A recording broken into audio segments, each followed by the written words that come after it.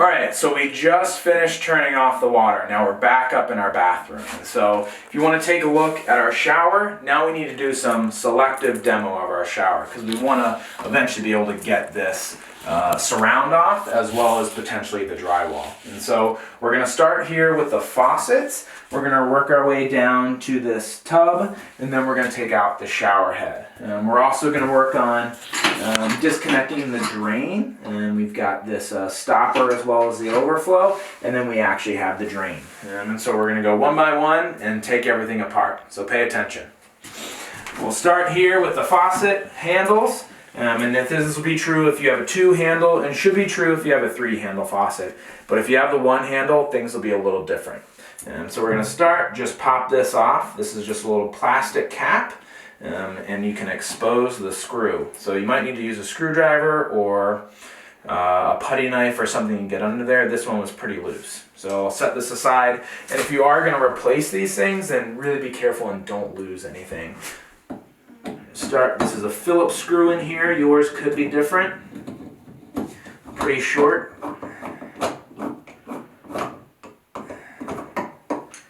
And there it is. So I'm just going to cap this together. Because like I said, in your project you might be putting this back together. And so put these in a safe spot. You don't want to lose them. So here we have a special tool that we're going to need to remove the valve. And so as you can see, this is something that is pretty rare, a 29/32 and then a 31/32. So not a lot of people have these in their toolbox if you're not a plumber. So this might be something you need to go out and buy from Home Depot. So first we're going to remove the sconce. This one just unscrews pretty easily. As you can see, it was threaded into the valve. We're going to set this aside and then find out which size is right. That one's too small. This one is the right size. And so if you need to, you can get in here with a screwdriver if it's too tight, but you really want to be careful with this. Make sure it's seated all the way towards the back, and then get your screwdriver and then slowly turn it. You don't want to damage anything in there. Ours is going to come out pretty quickly. And there you have it. This is the valve. And so like I said, this one is brand new, and if we were going to replace this, then you would want to keep this in a safe place. So we'll set this aside, and we'll work on the other one.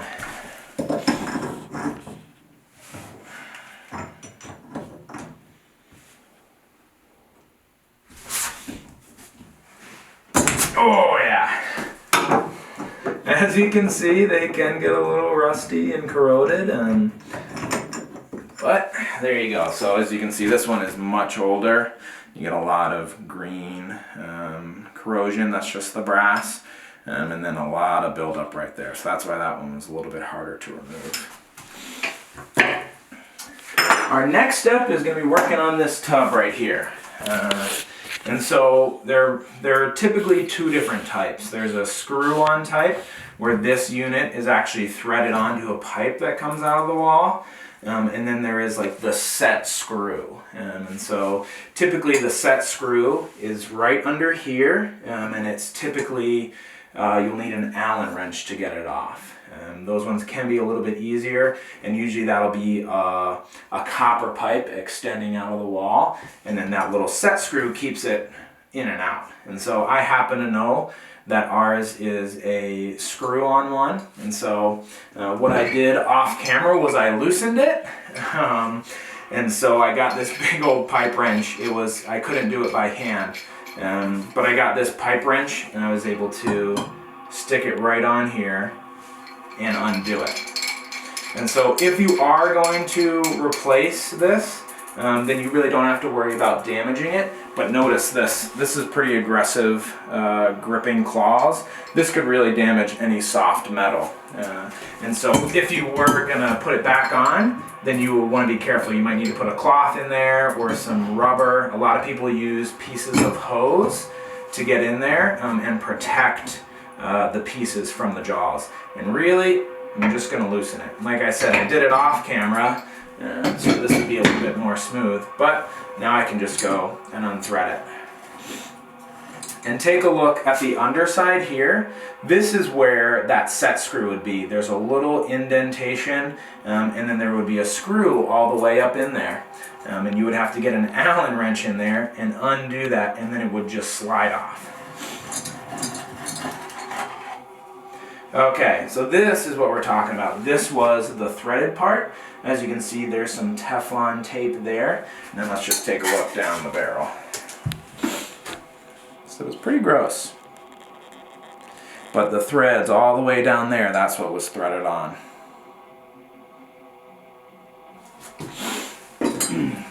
Okay, the next step is to work on this guy right here. And so typically I'll start with this. You might want to save this as well. So if you need to, this would probably be the better tool for something this small. And like I said, if you are gonna, this is plastic right here, so these will dent and mar pretty quickly. And so in our case, we are not going to save it. And so I feel no problem using the aggressive jaws of this channel locks here to take it off.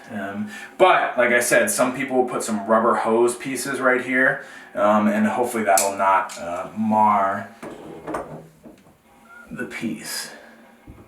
So most times you just need to get it loose, and then it'll come right off.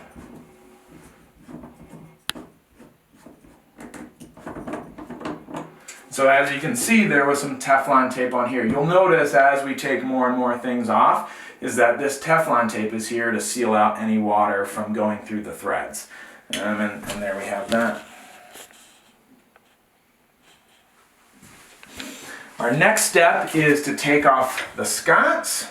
This is just to protect and make our drywall. It's a trim piece for any of this. So the drywaller did a pretty good job, and the mutter and the taper, and whoever did this. So, but this just makes it, this just dresses it up really nice. So take this off, save this, and then work on getting this done. So I tried to use these off camera, and they just didn't have the power and the grip that I needed. And so what I did was I switched to the bigger one. And so all I did was I just put it on there, and I just did a little turn just to loosen it. And that's really all it took, was just loosening it by hand. Then I could take it off and thread it out.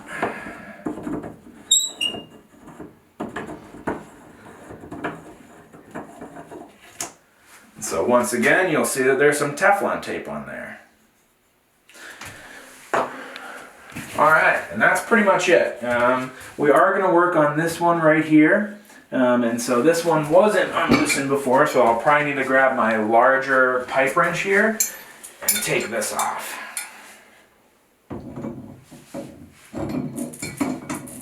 In your case, you might decide it's better to leave this on, and that's fine.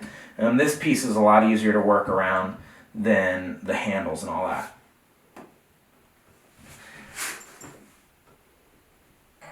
Oh boy.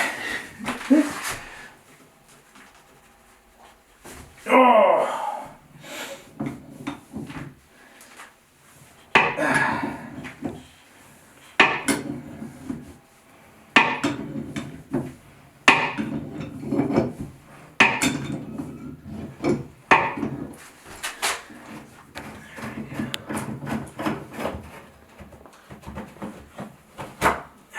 And that was it. So as you can see again, Teflon tape on this side, and this might have actually been pipe dope. This is pretty popular when you connect galvanized pipe to other galvanized pipe, is to actually use pipe dope instead. And like I said, that's pretty messy. So we'll put this aside, and then that's pretty much, as you can see from here at this point, we could go ahead and we could take off the wall, take off all the sheetrock, and then work on the tub stuff later. So go ahead, get your demo done here, and then we'll come back, and then we'll talk about the tub.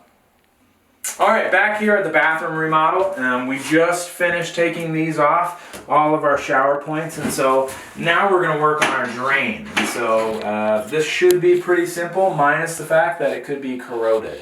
And so I'm going to take my Phillips screwdriver, or slotted screwdriver right here, and undo these two. I got two slotted.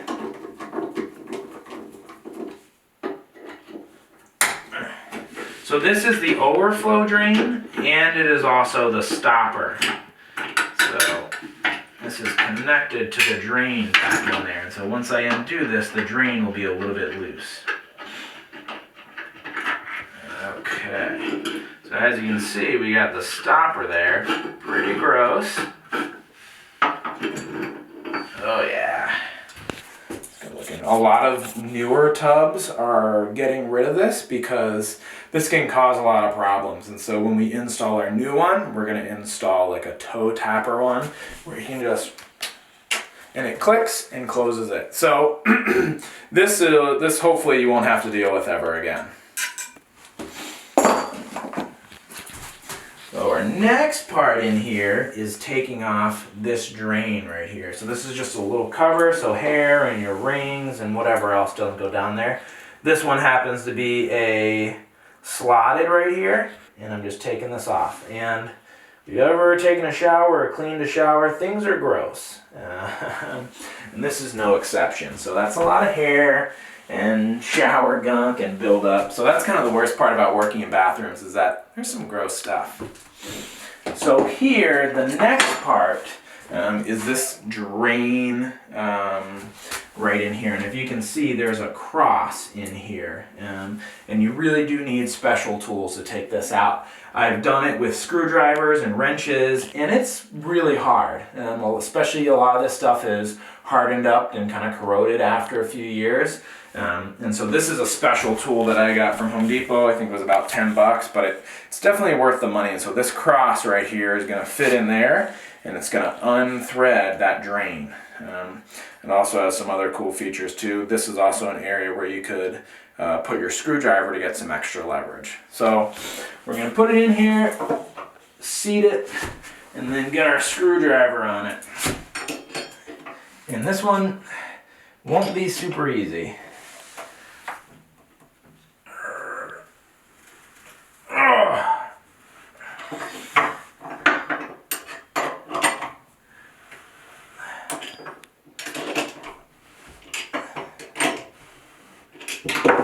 Okay, so as you can see, it is unthreading, and this is actually threaded into the drain pipe, but it is coming up pretty good.